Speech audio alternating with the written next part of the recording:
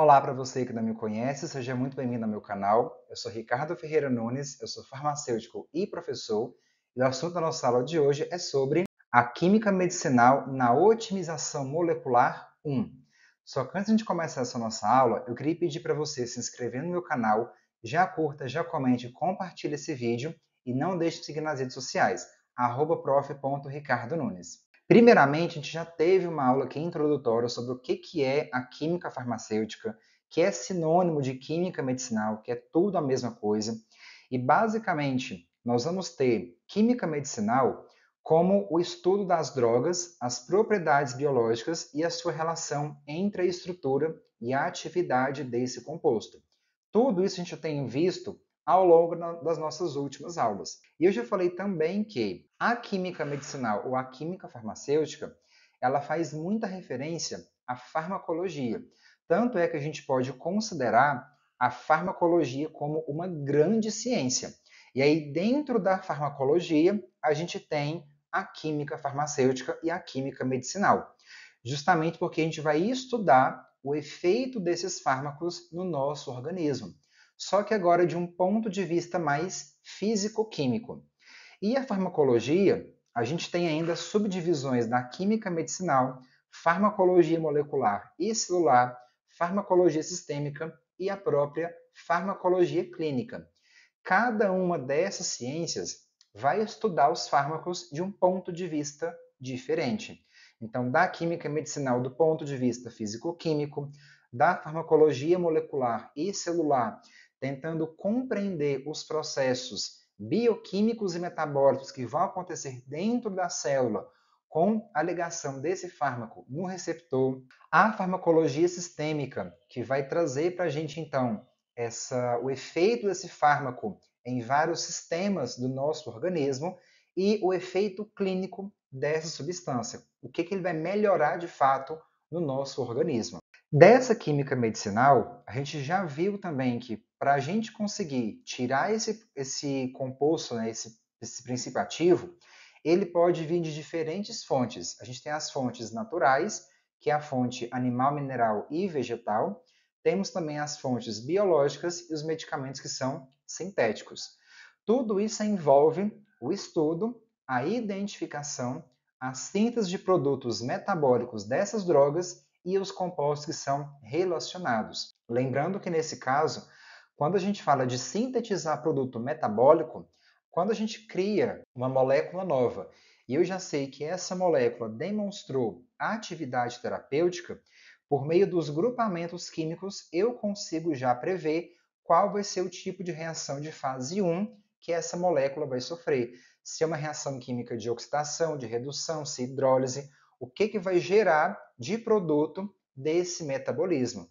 E, inclusive, a gente consegue testar o metabólito para saber se ele tem uma atividade maior ou menor do que o composto sem ter sido metabolizado. A descoberta de novos fármacos ela está relacionada com a identificação e produção de novas substâncias ativas, usualmente chamadas como protótipos. Então, um protótipo é basicamente uma molécula que eu vou considerar essa molécula sendo a base para a geração e criação de novas moléculas. E nesse caso, a gente utiliza muito da síntese orgânica para entender e criar esses novos fármacos. Justamente porque os processos biotecnológicos, eles são muito mais complexos do que aqueles fármacos de origem química. Um exemplo bem clássico, se a gente comparar a análise e a síntese de um paracetamol, ele é muito mais fácil e muito mais simples do que uma análise e uma extração, por exemplo, de uma insulina. A insulina, quando ela vem de ordem biotecnológica, a questão da purificação e produção é tudo muito mais complexo. Então, quando a gente fala de princípios ativos de natureza orgânica, sintética ou de origem natural, são moléculas mais simples, ao passo que as moléculas biotecnológicas, elas são muito mais caras para que a gente consiga fazer esse desenvolvimento. Para que a gente consiga otimizar o fármaco, quando eu quero otimizar alguma coisa, eu quero melhorar o que já tem. Então, quando a gente fala de fármaco, Eu quero, por exemplo, aumentar a potência. Então, o que significa esse aumento de potência? Que esse fármaco tenha uma forte ligação química com o receptor. Também a questão da seletividade, ou seja, ele interagir somente com aquele tipo de receptor, não ligar em outros locais do nosso organismo para que não apareçam muitas reações adversas. E também diminuir a toxicidade.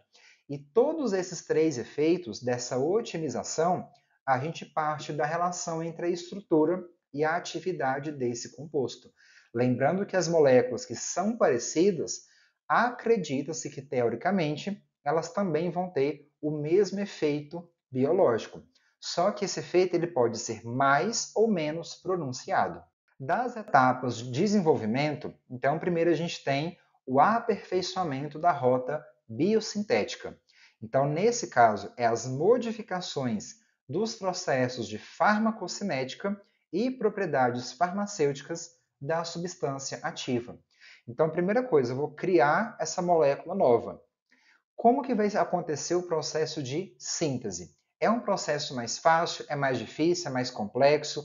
Eu gasto muito reagente? Gasto muito tempo? Então, o que eu posso fazer para otimizar esse processo? Para que aí, assim que eu tenho essa molécula, que eu consigo já sintetizar em uma grande quantidade, aí a gente parte para preparação de formulações químicas. Nesse caso, o que isso significa? Eu preciso verificar agora como que eu vou administrar essa molécula no organismo humano. Eu quero tratar uma doença X. Essa doença é um tratamento pela via sistêmica, é um efeito sistêmico, ou é um efeito localizado. Por exemplo, uma dermatite. Eu vou tratar essa doença de pele aplicando o fármaco diretamente no local, ou eu vou ter que ingerir esse fármaco para que ele consiga ter um efeito significativo. E aí eu já tenho que começar a pensar nas minhas formulações. Consequentemente, quando eu crio a minha formulação, eu tenho que pensar em qual processo farmacocinético que vai ser crucial, a absorção. Então, um deles é melhorar a absorção do meu princípio ativo. Como que eu posso melhorar essa absorção por meio da minha formulação ou de preparações químicas? Então, eu posso, por exemplo, adicionar um tensoativo, adicionar um agente molhante na minha formulação, adicionar um umectante, transformar essa formulação numa solução injetável e verificar a estabilidade dela, aumentar a sua solubilidade em água. Então, como eu falei para vocês, para que a gente tenha o processo de absorção, eu primeiro preciso que esse fármaco seja solúvel em meio aquoso. Porque se ele não for solúvel em meio aquoso, vai ser um problema muito grande? Depende. Porque se eu pensar numa administração de uso oral e ele tem baixa solubilidade, pode ser que eu vou ter dificuldade de ter o processo de absorção. Mas supondo que eu vou transformar esse fármaco insolúvel em um medicamento injetável numa formulação que é oleosa. Aí ele vai criar um sistema de depósito ali no músculo e vai ser liberado gradativamente. Então eu tenho que verificar qual que é o objetivo da minha formulação. E pensar também na biotransformação e eliminação.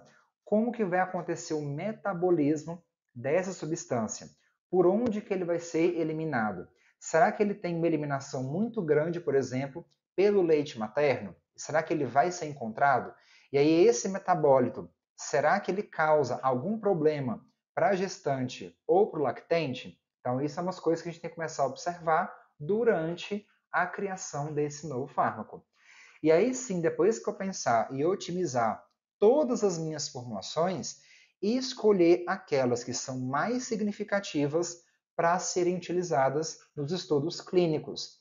E aí lembrando, quando eu falo de estudo clínico, eu vou utilizar agora os seres humanos como os pacientes, onde eu vou testar essa minha formulação, esse medicamento, e acompanhando ao longo do tempo o efeito biológico que vai trazendo desse novo fármaco. Então, eu espero que vocês tenham gostado dessa nossa aula. Mais uma vez, já curta, comente e compartilhe. Não deixe de seguir nas redes sociais e até o nosso próximo encontro.